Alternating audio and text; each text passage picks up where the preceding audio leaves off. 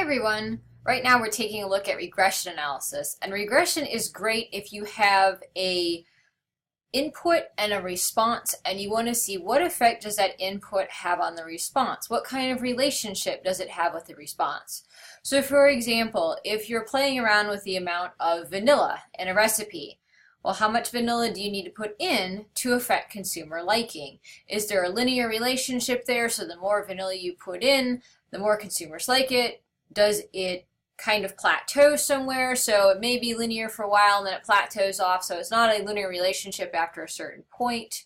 Or does it have any relationship at all? Maybe the consumers just want more sugar in that recipe and they don't really care about the amount of vanilla. So regression analysis is a great way to check out how two different things are related to each other. If they have a strong relationship, the correlation coefficient is very high. It varies between 1 and -1. The closer you are to 1 or -1, the better the relationship between those two particular things. If you're close to 0, that means there's very little relationship. And if you were to look at a graph like that, you would see something that just looks like random dots on paper. There's really no relationship, no way you can draw a line that says, okay, yes, these things are definitely related. In this video, I want to caution you about using regression analysis through two different things. The first thing is what you should think about when you're going outside of the area you performed regression on, and then whether you have a relationship or a causation. So let's take a look at that first thing, seeing what happens beyond the boundaries of your particular regression. Here we have a concentration of some compound, and we performed a measurement on it and got a peak force to compress on the y-axis. All right, so that's great. We've gone from 5% to 10%, and we have a very nice linear relationship here. Here's the regression analysis, and we have 0.97 for correlation, which is great. I mean, this is pretty much just a straight line. But what happens when you try 15% concentration? Well, you're pretty far from the area you performed a regression on. And so while you may be able to make a tentative prediction about what your peak force might be, you can see here that this upper point is above the regression line. All of these points are above the regression line.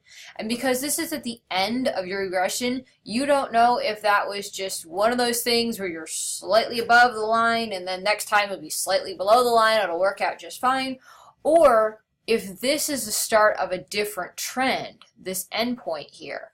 You don't know, and you don't have the data to be able to figure that out. So you can make a tentative prediction, but you shouldn't count too much when you're really far outside of the area of regression. For here, you might be safe at about 11% concentration, and down here in the lower end on about 4% concentration, but you don't want to go out way far beyond the end. And by way far beyond the end, if you're more than like 10% of that upper range, 10% of your lower range, then you probably should be very careful making any kind of assumptions about what that behavior is going to be, because you simply don't know. You don't have the data on it. And that's not to say you couldn't get the data on it. You should just be really careful making predictions with your current regression analyses. For example, a good practical example in real life is when gas prices were going crazy a couple of years ago. They were going up to $4 a gallon, and people were making prediction, oh, well, if this keeps going, it's going to be $12 a gallon by this time next year. Well, if you sit and think about it, no, it's not, because the market can't support gas at $12 a gallon. No one can afford it, so it's never going to get that high. But they were using a prediction over a certain data range and extrapolating, and that's what it's called when you go beyond the edges of the data set you have. They were extrapolating their regression out to a very high value beyond the edge of the data set they had, and that's why they made such an inaccurate prediction. That's why you have to be really careful with regression. Let's take another look at something that regression is definitely misused for a lot. Take a look at this. This is a correlation analysis on U.S. spending on science, space, and technology versus suicides by hanging, strangulation, and suffocation. And you can see these two lines correlate very well, but they have nothing to do with each other. So when you perform a regression analysis and you see that, oh, these things are correlated really well, that does not mean that one causes the other. You have to be really careful. Go back and look at your data set. See, what was my input here? What was my output?